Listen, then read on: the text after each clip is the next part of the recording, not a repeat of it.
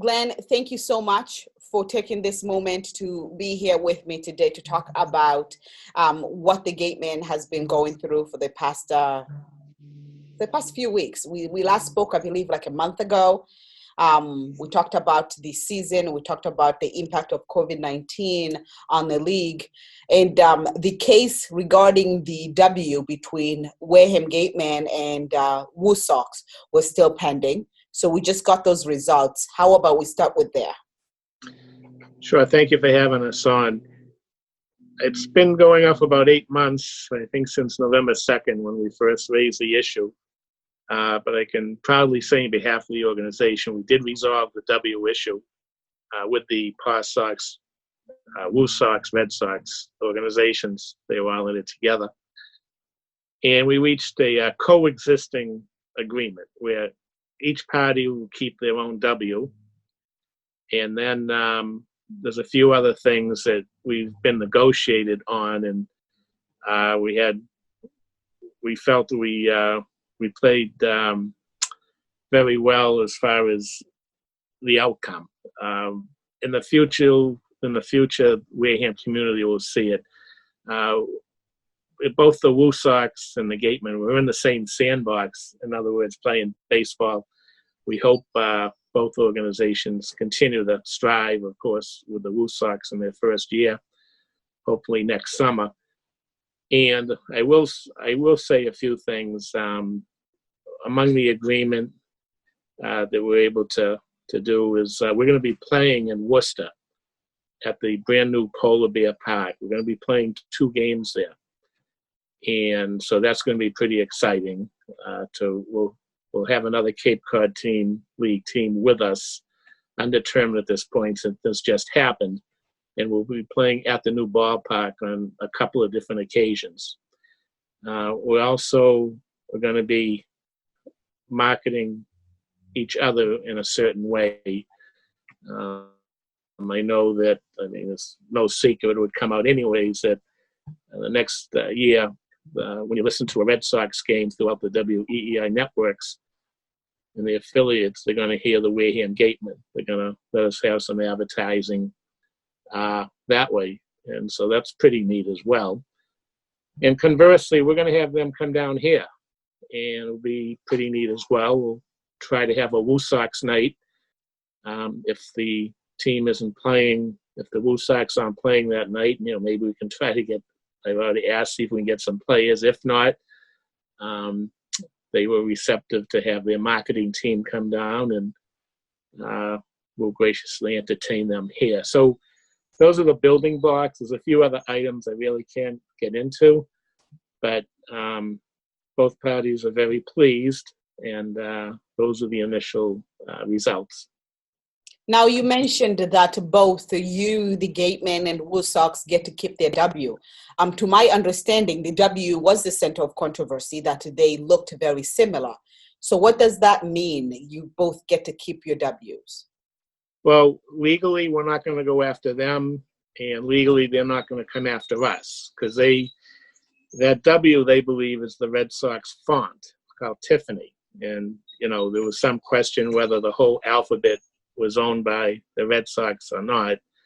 And it just averted everything. Look, they're 80 miles away.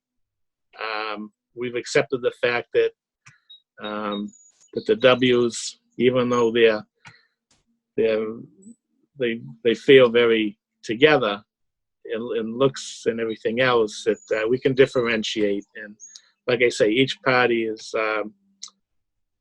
pleased with the outcome. This was going on for at least 8 months. We met with them. There was several lawyers involved from everyone. And so it was best that we just put this to rest. And we're very pleased with that. Okay. So what does that will mean when it comes to advertising, apart from hearing the word, the term Wareham Gateman? When somebody sees a baseball cap or a shirt with that W, what would that mean for our team, our league here at home? Well, as I said in the last few times I've spoken to you, we have alumni We have host families. We have parents that come in across the country to see their kids play, the fans. And it's not uncommon when you go to an out of state and you see that recognizable W. In fact, that's how it happened when we saw it in Florida. Someone had that W hat and it looked like the Gateman. So you go up to them and you say, oh, you're from Wareham. So it's very common. Now I suppose it's a double take, whether certainly in Western Massachusetts, they're going to know the W for the Woo Sox, So, but in this area, it would be the W for the Gateman. So just have to play it out. Okay. Well, I'm glad to say to hear that you have found some common ground. Wondering how common it was. That used to be decided as the case was just recently ruled. So right. I mean, it's not uncommon. These logo and trademark infringements happen everywhere. I mean, one of the big cases I think I mentioned last time was the Washington Nationals, who won last year's World Series, in Walgreens. Look at the Walgreens W, and you look at the baseball Washington Nationals W. They had a big dispute on that, where Walgreens went after the Nationals. They resolved it. That did go to federal court, but they were able to resolve it. It's public record. I think some of the things that happened was that some of the games, it was going to be called the Walgreens Nationals for a week, I think, and they offered scholarships, and it was mutual marketing. So that's what it came down to, and that's what pretty much is going to happen with us. We'll be rooting for both of us. I'm happy to hear that. Now, you have sent me a few talking points. I see here bat and ball giveaway. Yes, what we did, the organization, even though we weren't playing this summer, the players weren't playing, very sad for everyone actually across the Cape. We wanted to keep the spirit alive, the baseball alive. So what we did was we had 300 plastic bat and balls to give away to the kids. And we teamed up with Cool Cone. Mm-hmm. And the date we did it was on Father's Day, June 21st. And it was well received. So all the kids had their bat and ball with a Wareham Gateman logo. And so that went very well. And we should have probably got more bats because it was such a hit. But moving on as well, we're going to try to do something for the fans, the fanatics of the Wareham community. We have something planned. We're coming up with a few things, perhaps in August, and I'll get to that later with you. But we're coming up with some ideas in August to do something for the community, and so we'll be keeping you informed on that. Something to watch for. And of course, the state is slowly reopening. Does that give you more leverage to have these outdoor events, even though that our team is not going to be playing this season? Well, yes, we're going to still go in the assumption of the social distancing. So the events that we're thinking of doing, we'd still probably social distance, depending on how many people we get. Like, for example, another topic I'll talk to you about would be the scoreboard. You're going to have a brand new scoreboard, electronic scoreboard at Spillane Field. It's going to be one of these big ones that you see at the ballparks, the stadiums, and it's the real deal. We were out there about 2 or 3 weeks ago. If people heard any noise, I saw the lights of the new scoreboard, and people are going to be very impressed. So rolling this over, if in fact we have that installed by August, we're thinking of doing a few things. And again, I'll keep you informed of what we're going to be doing. Okay. And of course, other talking points that we are discussing here today are the players that got drafted by the pros. I don't know. Yeah. Yes. In fact, people can go to our website too the gateman.org.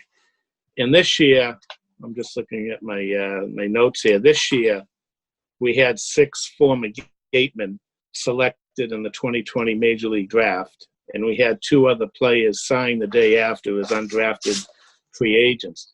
So for those who would remember these names of players over the last year or two, Cade Cavalli, Levi Prater, Trent Palmer, Eon Bedell, Brandon Pfadt, Pfaadt, Bryce Elder.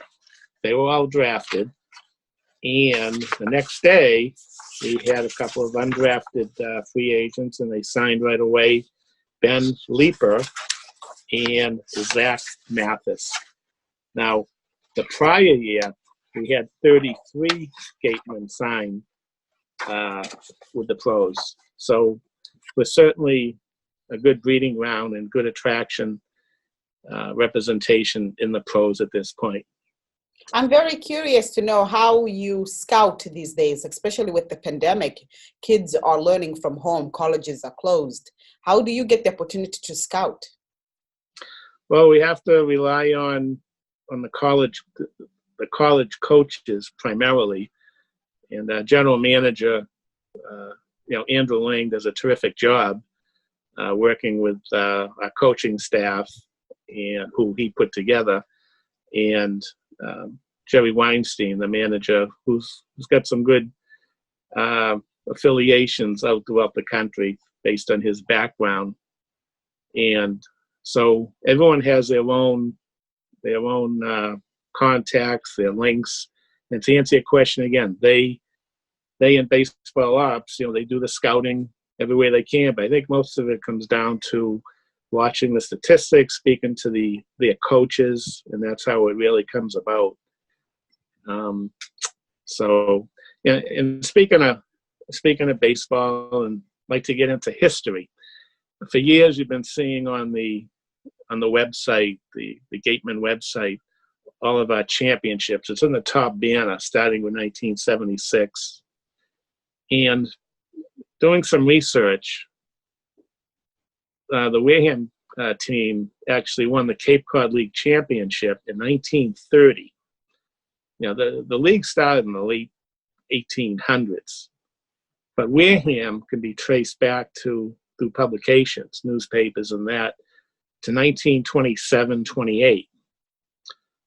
And we won the league in 1930.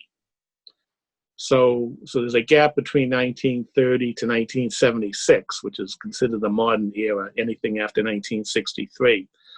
However, historically, just like these other teams across the Cape, they have it in their repertoire of their teams that shows their championships in the 20s or 30s and forward. We actually lost to Orleans in the finals in 1957. Otherwise, we would have had something in there. But that's why there's a gap. So now when you go on the website and you see that 1930, that represents the fact of our first championship. In fact, I'm going to read you something, if you don't mind. This was in the September 4th, 1930 Hyannis Patriot. It was also in the Falmouth Enterprise. And this is the article. Members of the Wareham Cape Cod League Baseball League team, managers and umpires were invited as guests at a banquet at the Old Colony Inn in Wareham Monday evening, given by the Wareham Chamber of Commerce in honor of winning of the league pennant by the Wareham Nine. Congressman Charles L. Gifford, Senator D.W. Nicholson, Captain H.L. Colbeth, and J. Herbert Shepard, a vice president of the league, were included among the speakers who paid tribute to the boys representing Wareham and bringing home the Cape Championship in their first year as a reorganized team. Excuse me. A motorcade headed by the Wareham Band was held through Wareham preceding the banquet. Each player will be given an individual engraved token by the chamber. And then it shows the standings. Wareham was 29-15. In fact, that's what we play nowadays, pretty much 44 games. Now, the difference there was during those days, if you came in first, you won the Cape Cod League Championship. They didn't have the playoffs for a few particular years. So in the standings here, we finished first. It was Wareham, followed by Chatham, Orleans, Falmouth, Hyannis, Harwich, and Osterville. So those were the teams during that time. And taking it one step further, this would have been the 90th year celebration of the 1930 team. So we've already put together a packet looking ahead for 2030. So just in case you're around, I don't know if I'll be around, but if you're around in 2030, you're going to participate in the 100th anniversary. So we're starting to put that together, believe it or not. When we have the pandemic here, you have a lot of time on your hands. So as an organization, we have to do something to keep our minds busy. Absolutely. And so all I can say is we have a package ready to go, saying about 8 years to start to prepare for that 100th, and hopefully we'll all be around. So I'm glad the organization did that. We're the 1930 champs. We have 9 championships overall. Hopefully we're going to get some more. So it's been an exciting time for the Gateman. So we've had a lot of things behind the scenes going on, but that's what we have. Very good. What other fan events should we be looking forward to? Well, I'll tell you, we have some ideas. I mean, if the community has any ideas, have them feel free to let us know. Because, we can have some fun with this. I mean, if this new scoreboard goes off well, we can have like a movie like The Sandlot and play it there some early evening, have hot dogs. And, these are things we're going to try to do if we can do it, to get everyone involved. I was thinking to do something in July, but I was told that that most of the fans and the community is around in August, based upon our receipts, the donations from our gate all those years. So look for something in August, and hopefully we can do something like that. We'll come up with something. We'll always, it's unfortunate with the pandemic because, we could have done something with the canal cruise and getting a lot of people to fan. There's a lot of things we can do, but we're limited.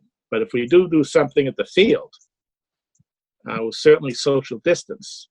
But we can do it in a proper and safe way. So we're always looking for ideas. Event coordinator Gordon does a great job, and so we're always welcome to ideas.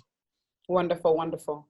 Have we? And I don't remember if I did pose this question to you last time we spoke, but so far, has the pandemic taught the organization any tricks, lessons to how to operate moving forward? Well, generally speaking, we're all in the same boat, including all the teams across the Cape.